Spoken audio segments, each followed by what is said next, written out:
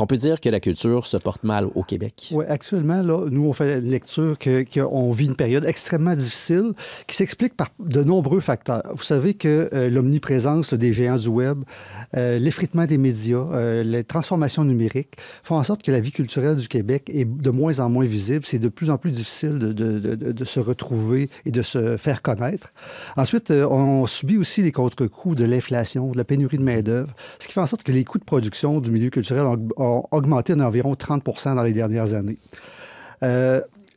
En parallèle, lors du dernier budget, on a constaté que le gouvernement du Québec avait mis moins d'argent pour soutenir la culture, soutenir les artisans, les artistes, les organismes.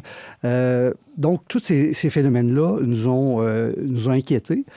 Puis, on se voit aujourd'hui dans le contexte, avec l'arrivée de Trump aux États-Unis, les tarifs douaniers, les perturbations économiques qui s'en viennent, le dollar loisir qui va être en compétition directe avec le dollar des premières nécessités.